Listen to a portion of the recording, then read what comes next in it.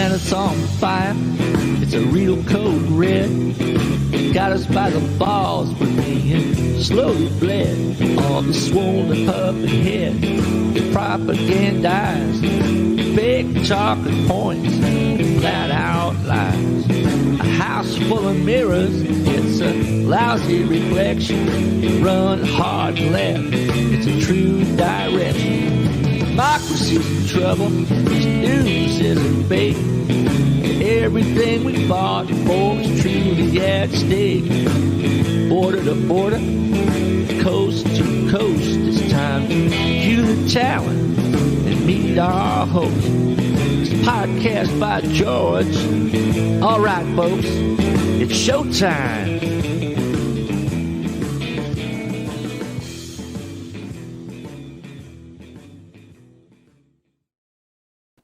Well, hello, hi, how are you? Welcome on into another podcast by George. Well, it's a kind of a gray, dreary day. We've got some light snow moving in here to the heartland. I mean, it could be very easy to get depressed, but I hear that music, it kind of gets me going. That's the great Bob Pace, the legend, the Iowa Rock and Roll and Iowa Blues Hall of Fame member that does the open for the podcast by George theme and brighten your day a little bit. But I'm telling you, man, the news, everything that's going on around the world sucks. I mean, it is a place that right now, and it's getting darker all the time, it seems like. My God, we just had that round of killer tornadoes here in Iowa. I mean, I stood in my backyard and got some of the video. I hope you caught that show with Dr. William Gallis.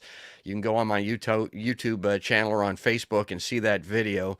And again, 7 people lost their lives tragically in that. I mean, it's really a depressing time. And of course, hundreds, maybe thousands are losing their lives right now in Ukraine and other combat places around the world. And we're going to bring a guy on here that knows all about that and then some. He knows about censorship and Lee Camp and Julian Assange. We're going to talk about all of that stuff. And folks, it's the great Kevin Gozstola, a friend of Podcast by George. You've seen him here before.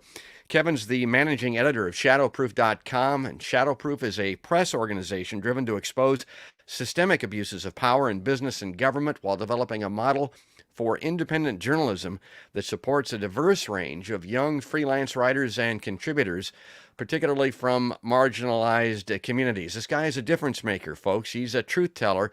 He's a journalism hero of mine. It's Kevin Gozstola. So let's say a hi and welcome him to another podcast by George Liveline. Thank you. That was a wonderful introduction. I really appreciate that. Well, it's well-deserved. I mean, you're on top of a lot of things. And, of course, we usually talk to Kevin a lot about Julian Assange. I hope we can get that in there a little bit. There's some censorship that's going on with Lee Camp. He's had Lee on his show recently. I want to talk about that as well. But we're going to start with Ukraine, and I'm going to go to one of Kevin's properties. Now, this is The Dissenter, and I want to encourage people to check this out. It's his newsletter. Give us the background. Tell us what The Dissenter is, Kevin. So typically we wouldn't be covering this kind of story, but I'm doing this since I feel that there's a total lack of nuanced and complex coverage of the war. You know, it's all boiled down to Ukraine's the good guys, Russia's the bad guys, the U.S. is supporting Ukraine, and we need to do everything to isolate Russia in the world. And there's a lot of action, and we'll get to all of it. But I just basically feel like it's too black and white. It doesn't have any history. It just starts with like what happened in the last 2 months. People don't have any idea what happened 7 years ago, 25 years ago, some things that do, I believe, matter in this war, not because it changes the way you should feel or view Russia's invasion, but because, you know, we need to know how we got here. So I stepped up and I've had some writing of my own. I paid a journalist named Kit Clarenberg to write a couple of articles that have appeared there in the past couple months. But most of the time we would cover whistleblowers and also the case against Julian Assange, and we would use it. And I'd cover issues of secrecy. There's been some big developments lately with the state secrets privilege that our government likes to invoke in order to hide its crimes from the public. And so normally those would be the kinds of things that I covered. It's not a place to regularly find coverage on foreign policy, but since I've been so focused on the WikiLeaks founder's case, the prosecution against him, and I've covered Chelsea Manning's case as well, and some of these other whistleblowers, it's inevitable that you'll find coverage of these U.S. foreign policy issues because they have been prosecuted and targeted because of what they exposed about the U.S. government. Yeah, it's just impossible to remain silent at this time. And I know people that watch my show have heard me be on a rant here recently, but Kevin's been doing it too. I mean, folks, we've got to speak out. I mean, this stuff is really getting bad, and it is getting worse. And the censorship issue is something that has got to be dealt with so that we can keep these voices out there. And one of the great voices is Kevin Gozstola, the dissenter, and shadowproof.com. So let me keep going with this article. Now, the next page here is just what Kevin was talking about, how they don't normally cover this type of thing. But I'll read some of this, and Kevin, you can jump in anytime you like. On February 24th, delegations from Ukraine and Russia met on the Ukraine-Belarus border near the Pripyat River. It was the first round of negotiations since military forces invaded Ukraine. No breakthrough occurred during the meeting, which lasted nearly 5 hours. And again, I look at that, and I've talked about this on my show before. That's a long meeting, but folks, we're talking about war, and Biden and Putin have spent an hour, I think, on the phone. And there are people that are being blown up, lots of them, hundreds of them, perhaps thousands of them in Ukraine right now. And these people will not get together and talk. I mean, there has got to be détente. There's got to be something besides this malicious killing. And, 5 hours, okay, they had a 5-hour meeting. The two delegations agreed to meet again March 2nd near the border. And according to Al Jazeera English, Vladimir Medlinsky, the head of the Russian delegation, said there were certain points which common positions could be foreseen. See, that's the value of talking. I mean, that's where you come out of these meetings. You don't come away feeling like that at the point of a rifle barrel across a barbed wire fence in a trench somewhere. Ukraine's delegation was not as optimistic, however. The talks were taking place against the back bombing and shelling of our territory. Our synchronizing with the negotiating process was obvious. I believe Russia is trying to put pressure on Ukraine with this simple method. Ukraine President Zelensky declared in his evening address. Now, that was back on February 28th. Prior to the talks, French President Emmanuel Macron was urged by Ukraine to speak to Russia President Vladimir Putin. Yeah, let's talk. The Guardian reported that he asked Putin to ensure that the duration of the negotiations, all strikes and attacks on civilians and their homes would be halted. Civilian infrastructure would be preserved, and all main roads, particularly the road south of Kyiv, would remain safe to use. Putin reportedly agreed. Well, okay, that's all well and good until war breaks out, and then that's not even possible to do that.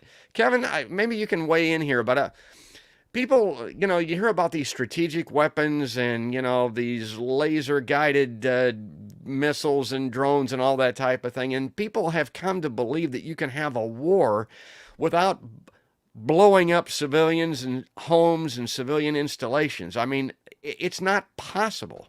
Yeah. So let me preface, I'm not anyone with any military background. I don't have any expertise in particular on these weapons, but having covered drone warfare by the United States, I know that even in the best of circumstances, when they believe that they're targeting a militant who's on their kill list, that they end up killing at least 5 or 6 other civilians who are nearby this individual. They can say that they were not deliberately targeting those civilians, and yet they still are responsible for the deaths of those people. And I just put that out there to have some perspective. It doesn't excuse what Russia's doing, but I do feel like, we're forgetting, we're choosing to disregard a whole lot of our own actions as a country while we watch Russia bomb the Ukrainian people and conduct their military offensive.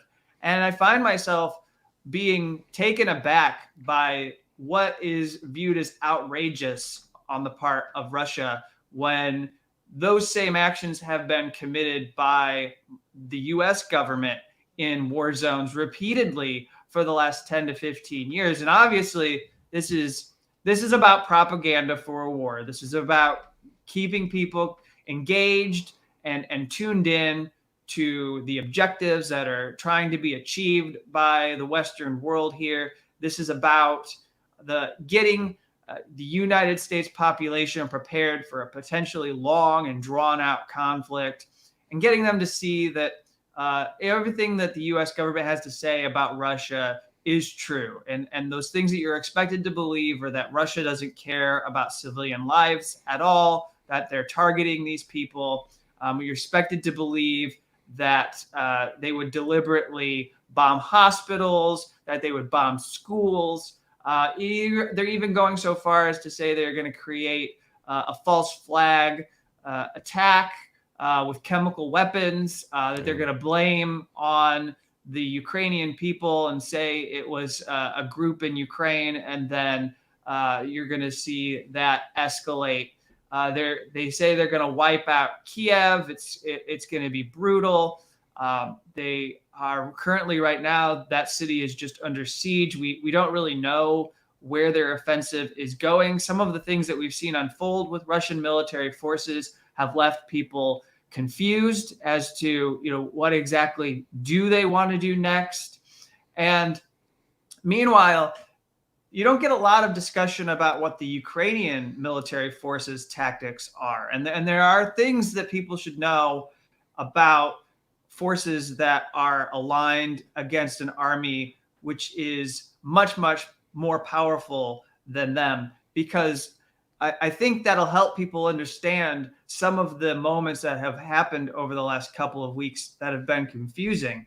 So in my mind, they're in these urban areas that a lot of these populations have remained concentrated. Some of those people have stayed behind to fight, but you get allegations from Russia that these forces are actually conducting attacks from within schools, or that they have taken over hospitals and they're using those as command centers and things of that nature. And so when those get attacked, then they get reported as heinous acts, but we don't actually know. It's impossible for us to verify. And it doesn't seem like CNN or MSNBC or some of these other reporters, New York Times, Guardian, whoever has reporters on the ground, they're not debunking these claims directly. They don't really seem to be bothered with going out to figure out, okay, was it true?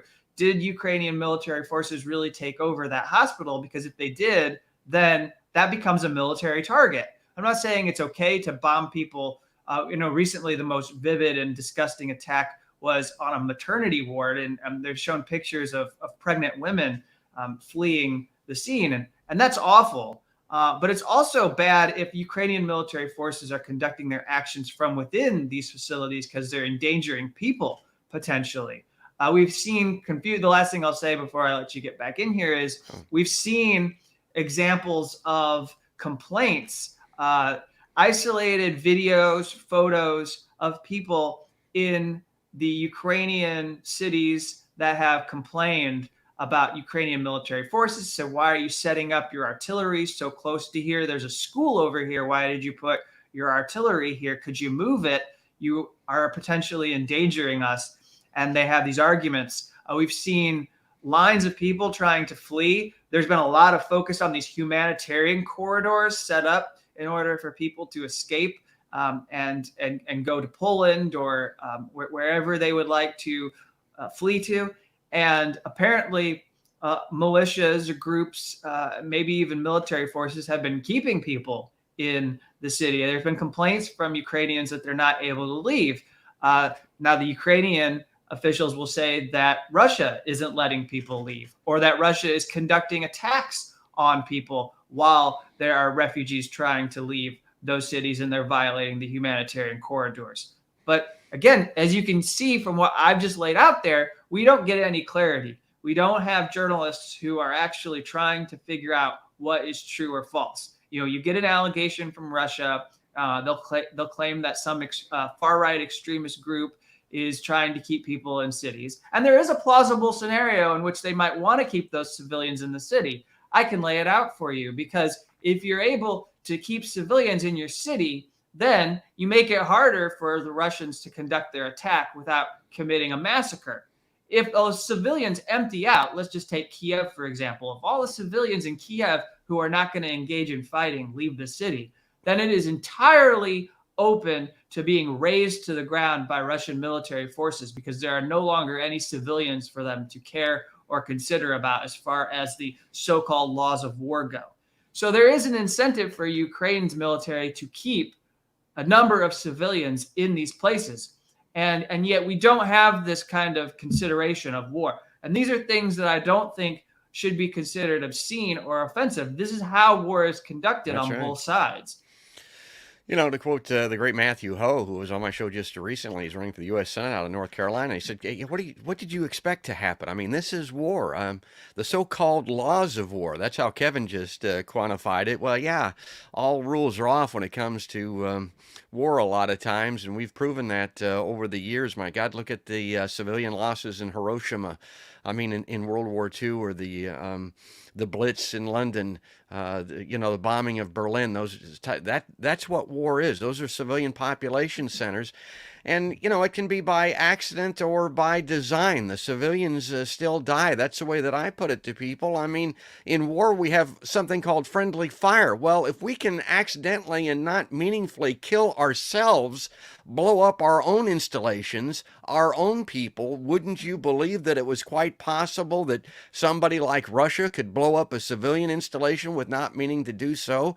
There's a lot of gray area here, and Kevin identified that when he started, but the black and white of this is war is bad.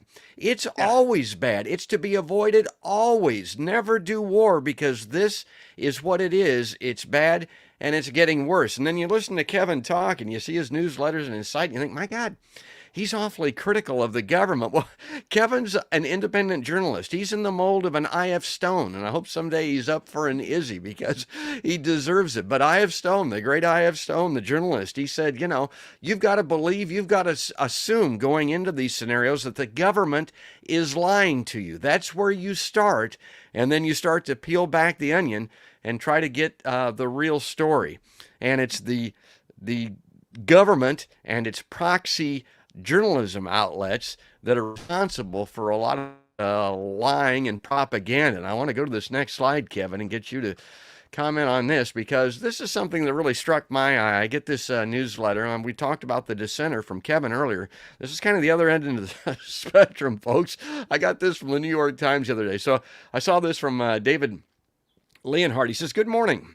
Look at why the West try harder to prevent the invasion of Ukraine. I thought, well, okay, that's from the New York Times. Really? They're going to report on this? It says, yes, such a showdown would have carried big risks. Yeah. Confronting a nuclear power is not easy. Yeah. But there is a long history of successfully doing so. What? Dating to the Cold War.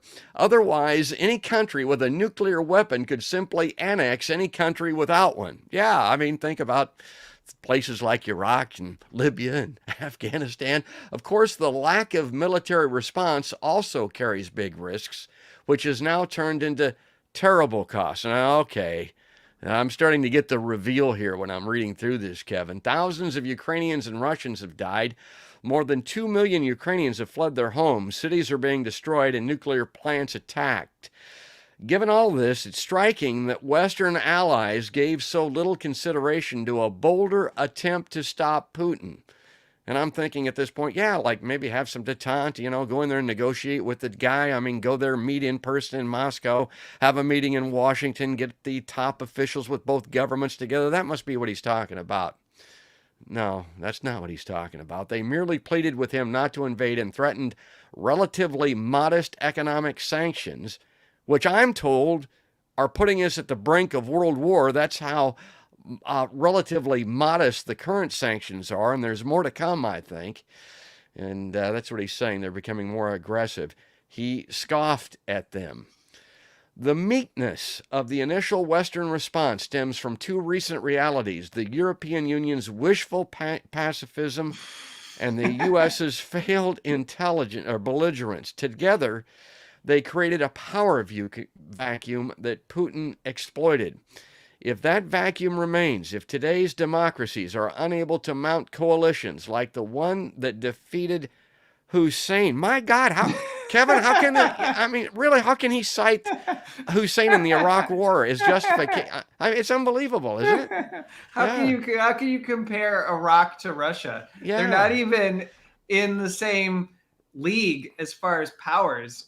Iraq is a small country, capable of maybe only being useful in combating other Gulf countries in that region. And undoubtedly, Saddam was used by people like Dick Cheney and Rumsfeld for the U.S.'s own purposes in the 1980s to counter Iran. And then come the 90s, Saddam Hussein was no longer useful. But obviously, Russia doesn't occupy that space. It's a much more powerful country. And here's the issue. They say wishful pacifism. Yeah. We really need to, one, I invite everybody to laugh at that because that's ridiculous. But then also, people should push back on that idea because it's not wishful to pursue peace. In fact, it's the only thing that can prevent us from having a more destabilized global economy like we have right now. It's the only thing that is going to give Ukrainians their security back. It's the only thing that is going to allow for the bombs to stop falling. Yes. And you have to have space for a ceasefire. So I've spent a lot of my time when this invasion started, I immediately focused on the issue of a ceasefire because this is the thing that is going to save us. We cannot accept that this is going to become a 5 or a 10-year event. We cannot allow that the U.S. government wants to set up a Ukrainian government in exile and try to pursue a war with well-funded and armed insurgency from inside Ukraine in order to face off against Russia. Because what we're talking about here is it involves the entire and total destruction of a country. If you believe in Ukraine, if you're truly on the side of Ukrainians and you don't want to see more people die and more refugees leave Ukraine, then you need to consider what Russia's demands are as far as ending this war. And you need to think about how during these diplomatic talks or when we had this push that was happening, the escalation, when you had the moments, think of those weeks leading into the invasion. We constantly heard from people like Secretary of State Antony Blinken and Prime Minister Boris Johnson and the Pentagon Defense Secretary Lloyd Austin. They kept saying, Russia is going to invade, imminent invade. There was no invasion. Russia's going to invade. They're going to invade tomorrow. Where's the invasion? There's no invasion yet. Russia's going to invade. We know it. It's happening. Okay, well, you know what I think happened? I believe that they weren't going to necessarily do it. They were hoping to make a point by way of having their military aligned and surrounding the Ukraine border. They had forces in Belarus. They had them after the exercises. They had well over 100,000 troops. We all know. We saw these satellite images that were pushed out to us by the U.S. government. And I think they were hoping that they might get some sense, that common sense might prevail, that cooler heads might prevail in the same way that happened with the Cuban Missile Crisis. And instead of listening to what Russia had to say, the U.S. refuses to make any concessions to Russia's demands. And so Putin said, no longer can tolerate the West's position. I'm going to go in and I'm going to dominate and control what happens in Ukraine. I'm no longer going to allow the West to dictate the future of Ukraine because I believe in my mind, one, I'm not going to be pushed around by the West anymore, but also I believe that Ukraine actually does present a security threat to Russia, and there's something that we have to do. Mind you, it does not get discussed when we are watching CNN or MSNBC or reading the New York Times, is this conflict that has played out for the last 8 years in the Donbass region with over 14,000 people killed. This was a war. People who are living in Ukraine who see this invasion don't talk about, many of them don't talk about the war starting in February. They talk about the war that started 8 years ago because there have been Ukrainian military forces fighting Russian-backed separatists in these eastern Ukrainian areas that became breakaway republics. And so this is what I mean about where do you start the timeline? If you're just starting in February, you can't understand what's going on in Ukraine. It seems to me that while you can give Zelensky a lot of credit for rising to the moment and standing up and facing down the Russian military that are destroying his country, you do also have to grapple with this reality that he is running a country that has had elements of civil war going on within it for the last 8 years, because pockets within the country have been fighting each other. You also have the issue of Crimea and how it elected to become an independent territory. And then Russia came in and solidified that by annexing the country. And when that's really complicated, we treat that as like an invasion, but it's not like Iraq, or it's not like some of the other times in which the United States has conducted incursions and tried to claim land, because those people in Crimea wanted to be part of Russia. They no longer, or they wanted to be aligned with Russia. They no longer wanted to answer to Kiev. They did not feel a link. They did not feel that their concerns are being respected by the government running Ukraine. So these are complex issues. And yes, I think international law needs to be followed. I don't want to see people killed, slaughtered, but just the way that it happened and how it gets exaggerated into something when it shouldn't be that foreign to us. Our U.S. military conducts operations like this on behalf of people all the time. There's this whole doctrine that was conceived by the people who I think have gone down a road that is entirely divorced by reality. We call them the R2P crowd, or these are the responsibility to protect people. This is doctrine. Samantha Power is one. She was the one that was big into intervening in Libya. And she's the one who was trying to pull Barack Obama deeper and deeper into the Syrian conflict to get U.S. military forces more involved beyond just arming so-called moderate rebel groups, which are not really moderate rebel groups. They're actually jihadist groups who are, not going to keep the peace in that country.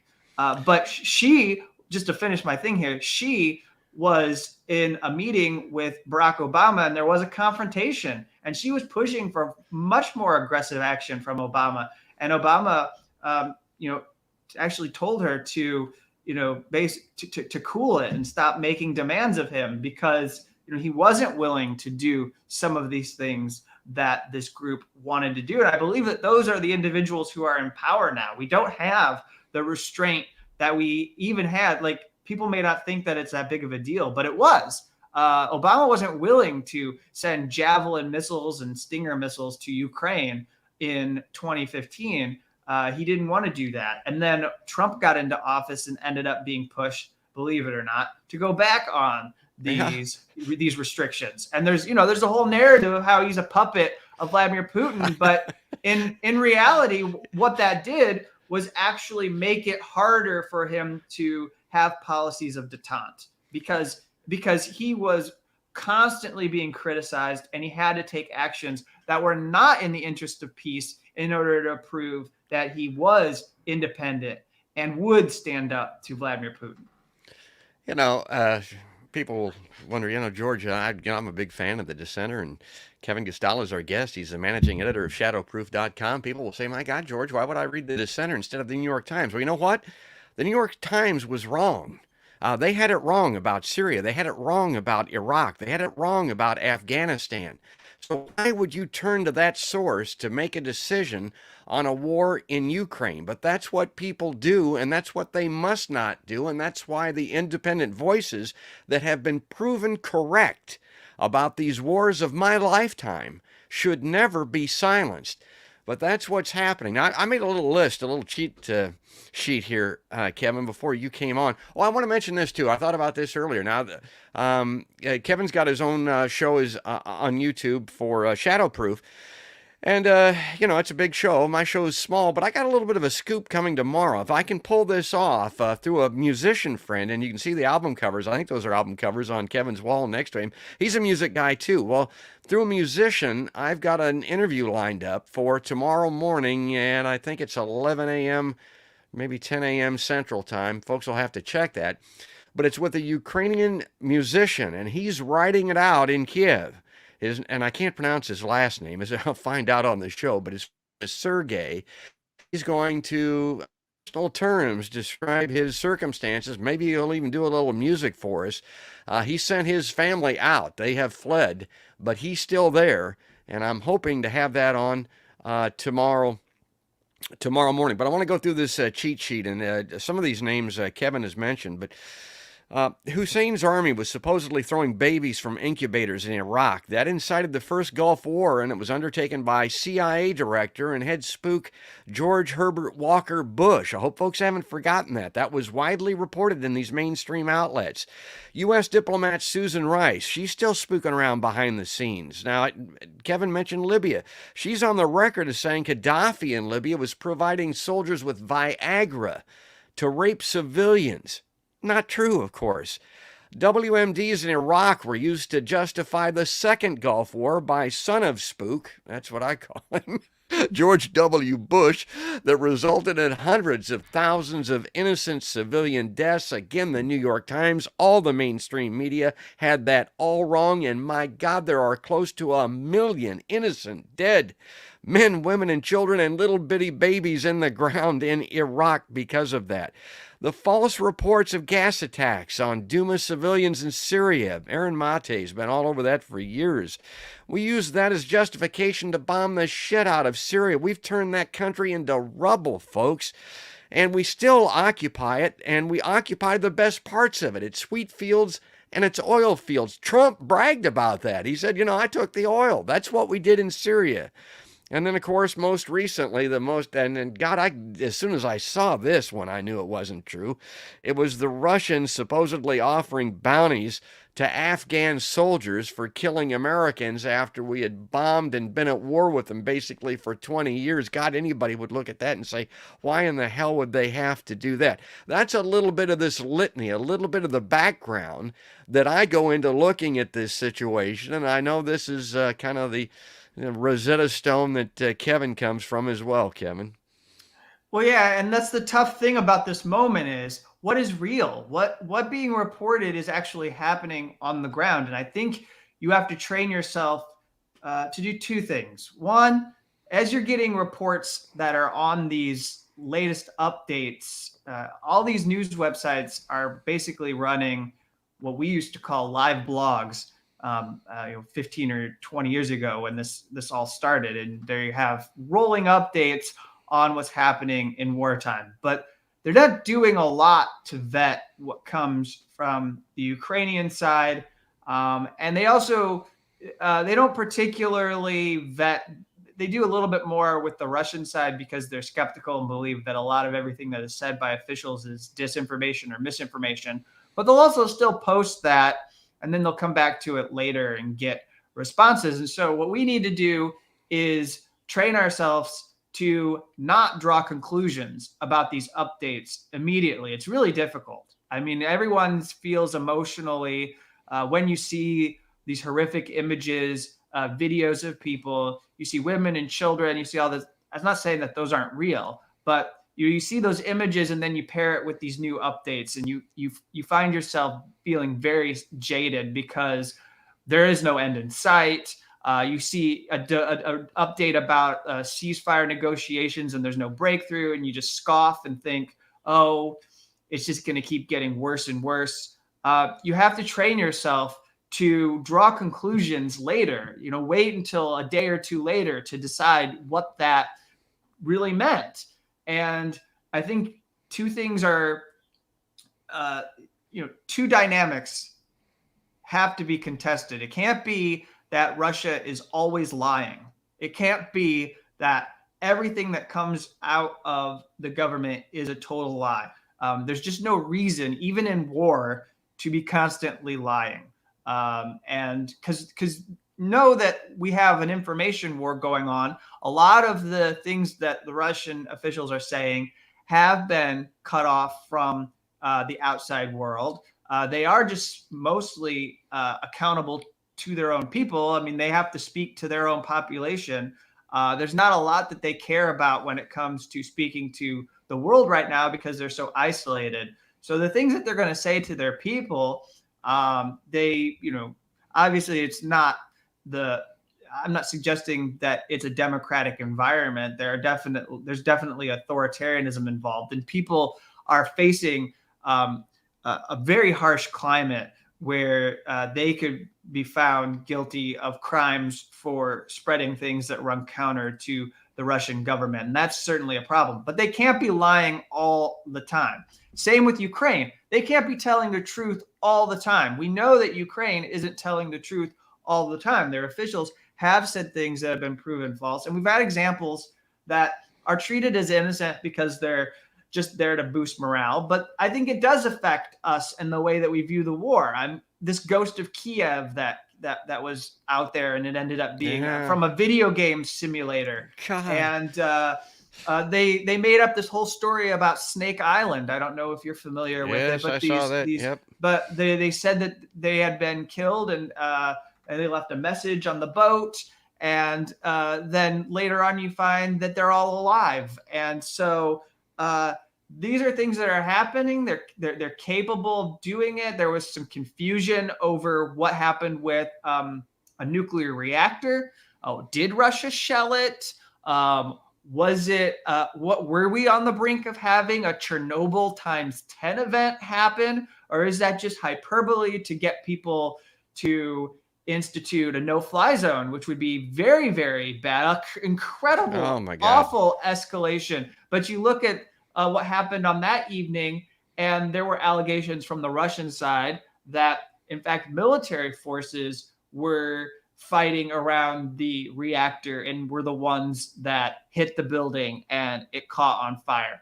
They alleged that there was a sabotage team because, keep in mind, Russian forces are trying to take over these nuclear reactors, these nuclear power plants, and operate them themselves. So if Ukrainian groups are trying to repel Russian forces while they're going into these nuclear plants, you can see how they might actually be the ones that start the fire. And so I don't want to claim that I can know exactly what side is doing what and what side is doing. We just don't know. It's the fog of war, right? That's just what I was going to say.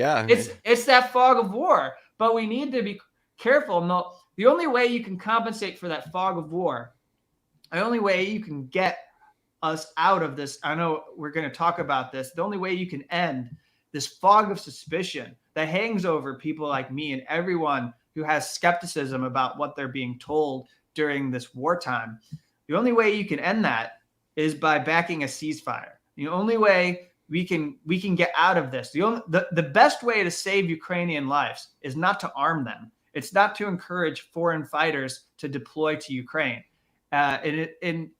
It's humanitarian aid would be the second thing I would say. We need these organizations like the Red Cross and these other groups, the UN groups, aligned nonprofits. There needs to be a way for those supplies to get in there. But that's what they need. They need water. They need all of these basic things, medicine.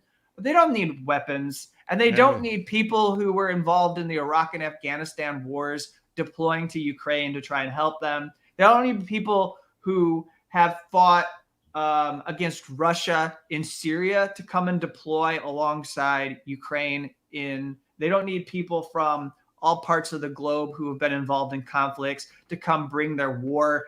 They don't need mercenaries. They don't need Blackwater mercenaries to come help. Yeah, they don't need these people. They need a ceasefire. And we can talk a little bit. I'll let you get to this from the New York Times, but we should talk a little bit before I'm done here about what the Russia demands are, because they really aren't discussed in our media.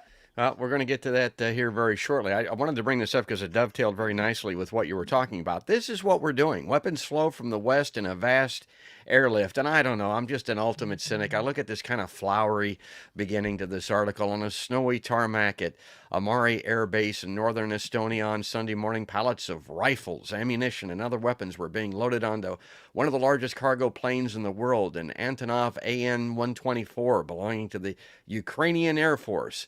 It is an artifact of the Cold War, built and purchased when Ukraine was still part of the Soviet Union. Now it's being turned back against the Russian invasion of Ukraine, part of a vast airlift that American and European officials describe as a desperate race against time to get tons of arms into the hands of Ukrainian forces while their supply routes are still open. Scenes like this, reminiscent of the Berlin airlift. Well, wait a minute. I'm reading that. The Berlin airlift, it was, I think, largely humanitarian. That was a big component of it anyway. It wasn't just sending armaments to people to blow themselves up. The famed race by the Western Allies to keep West Berlin supplied with essentials. Yeah, essentials. But, they're not telling you that it was this humanitarian assistance in 1948 and 1949 as the Soviet Union sought to choke it off or playing out across Europe. Okay, well, we can go on with that, but I hate to read a lot of this stuff when I've got Kevin on the show. His time is limited. And I wanted to get with him on a couple of things here. One, and we're going to talk about the censorship issue. I want to run this very quickly because Kevin's seen this a bunch of times, but this can't be shown enough, really. The New York Times, mainstream media, they're using these confidential sources. They're getting their background. They're getting it sometimes from embeds that are in the field. That sounds good, but their lives are dependent upon the people that put them there. They're getting just singular focus information from their embed reporters. And then they're also getting it from, for lack of a better description, the deep state, from Intel, from CIA and people like that. Let's look at that. This guy might run for president, by the way, Kevin. He's already been to Iowa to test the waters a little bit. When I was a cadet, what's the cadet motto at West Point? You will not lie, cheat, or steal, or tolerate those who do. I was the CIA director. We lied, we cheated, we stole. It was like we had entire training courses.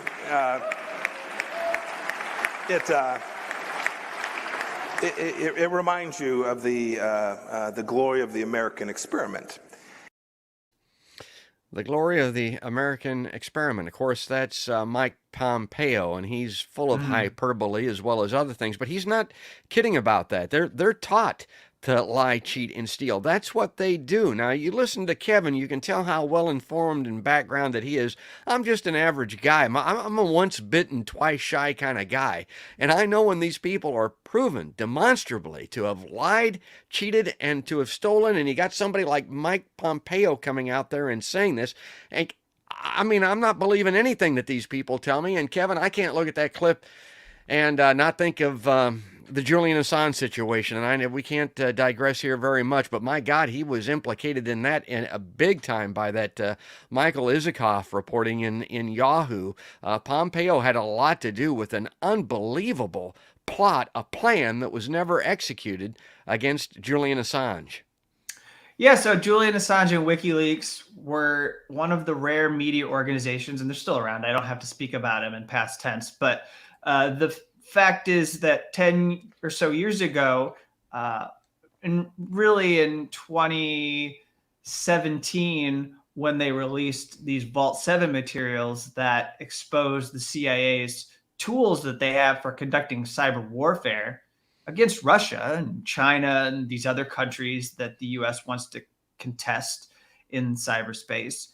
And also, we learned from those materials that the CIA is capable of masking their attacks by giving them fingerprints that look like they might have been conducted from within China or from within Russia, which is just something for us to consider here as we hear reports of attacks. I'm not saying that they're not happening, but we've had cyber warfare between the U.S. and Russia. We've had these kinds of attacks for decades upon decades. Allegations of meddling, interference in elections going back 70 years plus between the two countries. And obviously that stretches back to when they were the Soviet Union. But, Mike Pompeo labeled WikiLeaks a non-state hostile intelligence organization for the purposes of turning the CIA against this media organization, unleashing the dogs on Julian Assange and people who were affiliated or viewed as being affiliated with WikiLeaks. And that was because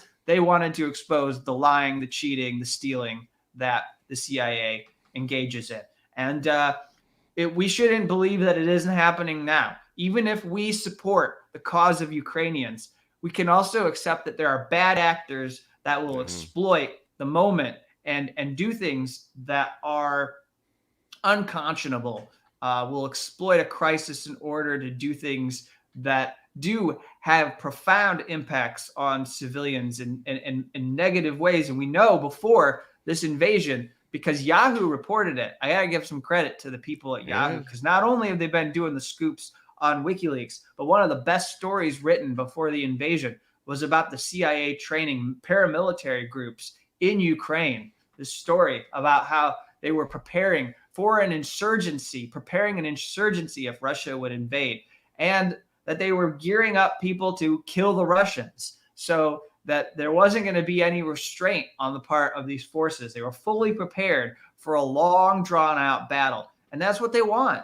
Look at the stock prices of these companies. Look at the Lockheed Martin. Look at Northrop Grumman. Look at Raytheon. BAE Systems in the UK. It's an aerospace company. Look at all of these manufacturers in the war industry. They are excited for the possibility that even though Afghanistan's over and you might have less fighting in the Middle East, we've got a new conflict zone in which we can flood the area with weapons. You got all these NATO countries, over 20, that have sent weapons shipments to Ukraine in order to help them. And, you can't, here's the other thing. You can't sit here and tell me that when you're making commitments to send weapons, that you're actively engaged in pursuing a ceasefire. You're not going to spend all that money if you don't think those weapons should be used. You're not going to send hundreds of millions of dollars worth of weaponry collectively when you add up all the different totals, the total packages. You're not going to convince me that all this hardware, this military equipment, isn't going to be used for war, that you don't want it to be used for war if you're sending it. You can't make me believe that you're engaged in a ceasefire while you're arming that population. You can't say it's just for, they have their euphemism. I don't know if you picked this up, George. Have you followed? Their new euphemism is lethal defense weapons. No, I haven't. They call it lethal defense weapons. And again, you have to ask yourself, why speak of it this way? We actually support the Ukraine people. We want to arm. We want them to be able to engage in self-defense and beat back the Russians. They have a right to their country. They have sovereignty too. And so, before we get into the censorship thing, let me just quickly say a thing about the Russia demands.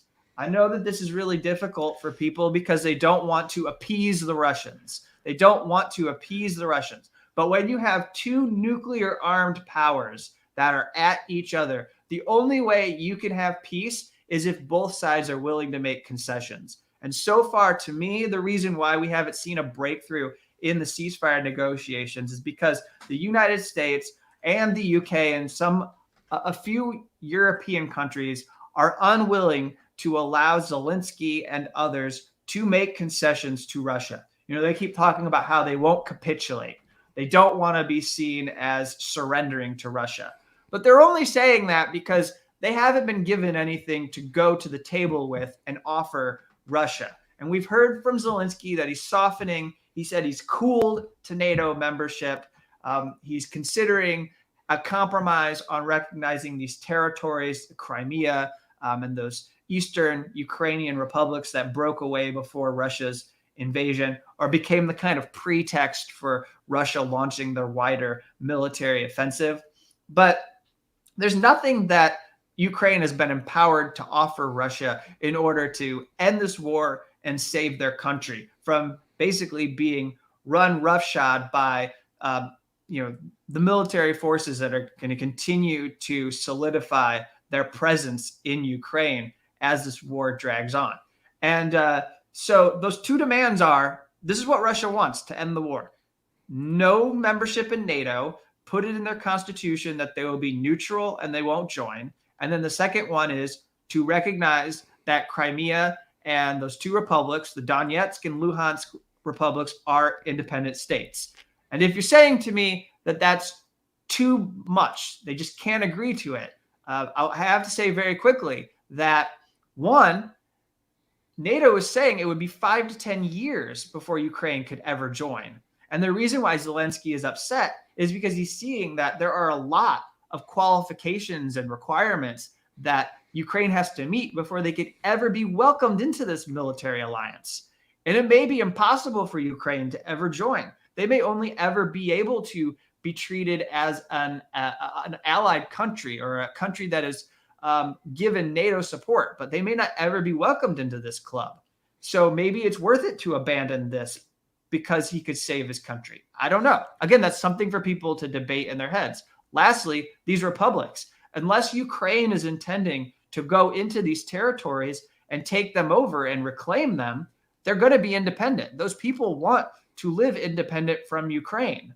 And so I don't see what Ukraine loses from Russia if they just acknowledge those independence. And in other words, what I'm trying to tell you, George, is I don't believe these demands require Ukraine to give up a lot. But what they do is they end a proxy war that the United States government and Europe, I think Europe's divided because of the economic turmoil that is just ripping through their continent, because they're very connected to Russia. But I think the U.S. doesn't want to agree to these because they want this war. They want to fight Russia for a long time, and they want to keep Russia pinned down, isolated, and cut off from the Western world. And they're getting what they want. They're reinforcing their entire ideology, which I believe is divorced from reality. It says that they can engage in this kind of action without much impact to the United States.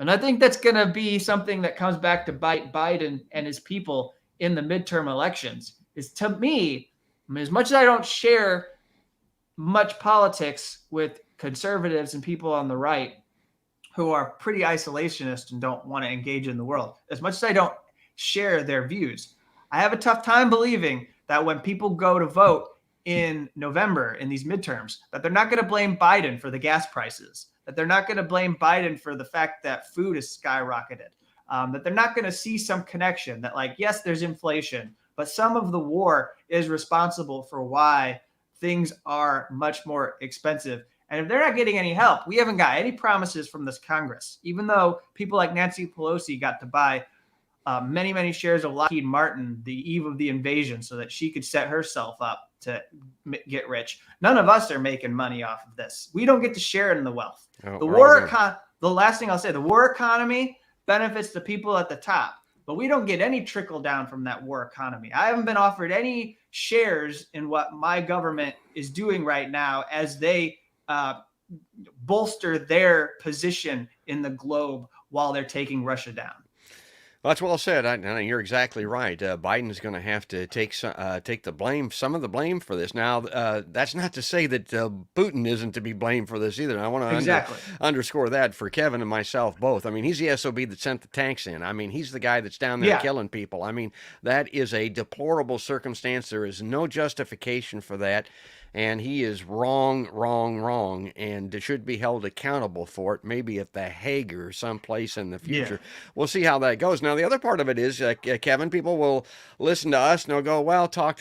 What good does talk do? Well, I brought this up. Now, this is just reported.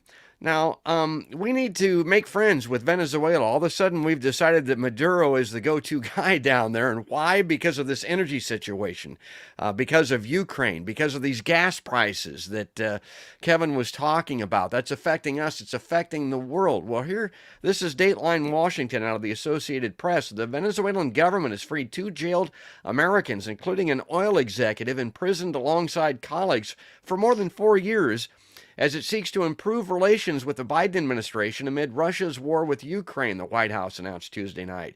Gustavo Cardenas was released following a secret weekend visit to Venezuela by senior Biden administration officials. Okay, I highlighted that, Kevin, because I look at that and think, okay, let's have some secret weekend officials going to some neutral site, or hell, maybe Moscow, to meet with these Russians about this Ukraine situation. Here, the caption of the photo shows Maduro signaling an interest in improving relations with the U.S. following talks with American officials. The other highlighted portion over here that I have.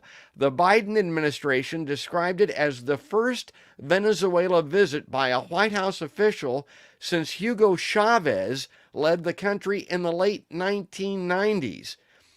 Honest to God, send in the envoy. I mean, let's get together and talk this shit out and quit blowing people up. This does demonstrably, provably work. Yeah. This is my favorite thing that has happened during the Russian invasion, because it's like our egg on our face moment, because this was our policy to try and topple Maduro, to challenge what they call, I believe it's Chavismo.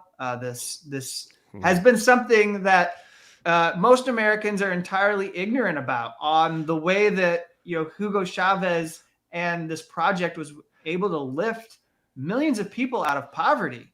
And then we come in and impose sanctions and go after them because they want to take a direction that's independent from, well, I'll say broadly, Western capitalism, and because they want to chart their own course and potentially even, align with other countries in South America to form a bloc that would challenge U.S. influence. We decide that, and this is mostly from the right wing, the zeal comes and is generated from people like Trump and Mike Pence and Mike Pompeo and John Bolton, and they dusted off Elliot Abrams. They found him in an attic and brought him out during the Trump administration. This was a guy who was involved in sending arms to the Nicaraguans in the 1980s, and he's down there in Venezuela, trying to. He's claiming to deliver humanitarian aid to the people of Venezuela, but meanwhile, we know he's like pushing arms and other like military supplies into the country in order to support the opposition in Venezuela or whatever it wasn't just humanitarian aid. There was provocations that were being engaged in by Elliot Abrams. Anyways, enough of that. All of that is apparently off the table now. Remember, we recognized Juan Guaido, who was a president. Where's he? Yeah. Where is he right now? We just, all of a sudden, we're going to act like he's not the president of Venezuela, which is who we recognized. So what happened with that? They froze their gold. You know that, George? Yeah. We stole their gold, and like the Bank of England has it, and they've been trying to get it. And so now what happens? Oil talks, baby. Well, you know what? Biden's got to worry about an election in November, and maybe Venezuela is the key. And so you hear these like right-wing questions from the press corps, the incredible scenes. If anybody wants to see something, go back and watch a couple of days ago. Jen Psaki, who I know a lot of Biden supporters think is one of their favorite figures in the Biden administration. Anyway, she was just getting bombarded with questions because this doesn't match the U.S. policy. And all of them were like, are you going to give in to the human rights abuses of Venezuela? Are you going to suddenly cater to a dictatorship? We should not make common cause with dictators. And I mean, I think we're in a bad place because, there's a whole lot that isn't going to make sense. But I would tell you, in my view, that the policy of isolating and targeting Venezuela made no sense. What makes sense is bringing Venezuela back into the fold and having these relations with Maduro. And, let me just say to something you were speaking to earlier, as I know we're going to start winding down here with your show. You said, okay, so Putin, we need to be clear that we don't support what he's doing. The aggressive operation into Russia is wrong. It should not have been undertaken. That is my position. But let me just say, I do not have any power over what happens next in Russia. That is going to be entirely up to the people in Russia. That's going to be entirely up to the people who surround Vladimir Putin in the Kremlin.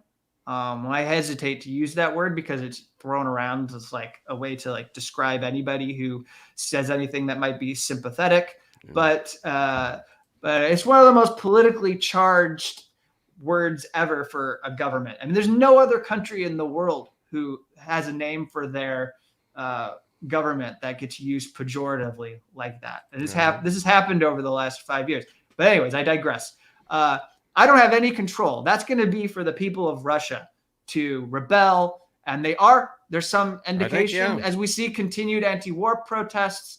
We see oligarchs that have been sanctioned, they're rebelling. But for us here in the United States, I only have power in what I say about my government. They're only going to I can condemn Putin, but that's not going to help anybody because it doesn't reach there. I'm not part of Russia.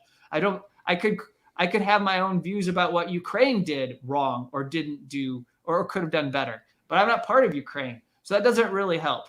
What helps is to figure out how to amplify these voices that are challenging the U.S. agenda towards this war. And what we need to do is not pour gasoline on the fire because that is the problem. The problem right now, and saying, I beg people, saying that you don't want to fan the flames of war does not mean that you are a Putin lover. It does not mean that you are falling prey to Kremlin narratives or whatever people want to say. It means that you're actually thinking like a global citizen. It means that you're thinking about not just Russia and Ukraine and the United States, but you're thinking about all those people south of the equator in Africa and South America who are impacted because right now Ukraine and Russia can't export their food to them. So they have to figure out what they're going to do in order to get their meals. It means that you recognize that the war isn't just about US versus Russia. It's about everyone caught up in between. And if we don't get some peace, then we're in for something far worse than what we've seen in the last 2 weeks.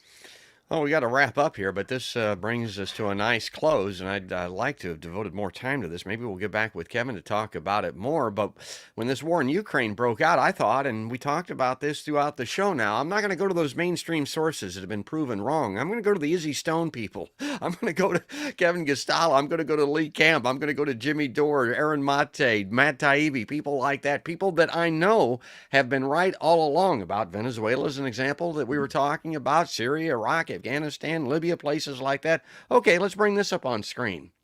Lee Camp, my show, Redacted Tonight, brought you anti-war, anti-corporate comedy every week for 8 years, and truth, folks. Today, it was ended in a matter of minutes by the U.S. government war machine. Yeah, the whole world's trying to figure out what's going on in the Russian psyche. What do they think? Looking at their media might be a good way to determine that. Watching RT would be a good way. I was watching it more. No, they pulled the plug on it. And this is a great post on Twitter from Caitlin Johnstone to underline what Kevin said earlier. Just your regular reminder that the U.S. empire had solid intelligence that this war was coming. B, knew they could prevent it by making very reasonable, low-cost concessions, like promising not to add a nation to NATO that they didn't want to add anyway. And that's what Kevin told us. And they chose not to. Lee Camp says, the U.S. empire has crushed most voices that are even slightly adversarial to the ruling elite. Does it feel like a better world today than 6 years ago when they started this witch hunt? I don't think so. And he says that 74% of Americans say they support a no-fly zone over Ukraine. Kevin talked about that earlier. My God, yeah, that's a great thing because, folks, you want to have a broad war. You want to have a finger on a nuclear butt and start shooting down Russian jets over Ukraine in a no-fly zone. My God, you people need to learn what that means. It essentially means nuclear war. Well, there you go. If NATO creates a no-fly zone, then they have to be prepared to shoot down Russian jets, which means it could easily trigger nuclear war. So, okay, that was my little tweet deck that I wanted to put up there, Kevin. But I wanted to get your perspective on it because you had Leon just recently. Yeah. What all did he have to say? And again, we don't have much time. I'm sorry for that. Yeah, no, I'll be brief for you. But let me just ask you before I get to Lee. Were you confused? Did you think that RT was something else? You knew it was Russia Today, right? Yeah, exactly. So when you watched, you probably thought, I bet if it's about anything related to Russia, it's going to be biased. I bet that whatever I see I'm going to need to be skeptical of. I might have to go read some other sources to get the truth, because maybe they're going to cover up some things related to what Russia's doing in their country, in Syria, Crimea, Ukraine. That's probably not going to be entirely the truth. Well, when We I look probably at I was going to say, when I look at RT, I mean, when I'm looking at their news desk information, I'm kind of looking maybe to see a little bit what's between the lines or what isn't being said, and kind of formulating an opinion like that. I go to RT to see people like Lee Camp, a truth teller, an American that's as red, white, and blue as they come. I mean, the guy's not a flag waver, like I've said on my show before, but my God, he's not a Russian. Jesse Ventura, a former Navy SEAL, my God, call that guy a Russian. See how that works out for you. Dennis Miller's a right winger. And the great Chris Hedges. I mean, journalism 101, Pulitzer Prize winner. He's on RT. I mean, I'm going there for sources like that. Yeah. But when the war breaks out, I'm thinking, I want to see how this is being played on their set, what they're having to say, and the humanitarian needs that you were talking about in Ukraine. I was looking to see if some of that was on there, and I was looking to see what maybe the reporting was on the demonstrations in Russia against the war were like, and they had some of that. Yeah, and so Larry King was on Larry for a while King. before he died. He went there when he no longer had his show on CNN. He's a Russian. Come on, Abby Martin, yes. who by the way, great protested. There's a really well-known viral clip. She protested when they went into Crimea, Russia, and she used the end of her show. And then she did eventually part ways to do the Empire Files, but I think there were some professional differences beyond Crimea. What you hear from these people who had shows at RT America, and we're talking specifically about RT America, not just RT, because that's where Lee was at. What you hear is they were given platforms to do shows that they'll never be able to get space to do on Fox News, on CNN, on MSNBC, or any other network, any streaming service that has a number of subscribers. They'll never be invited and given a platform. Yet they've been right all along on these interventions that I was talking about. The mainstream media, they've been wrong all along. They're platformed, and people that have been proven correct are deplatformed and censored. Yeah, that's correct.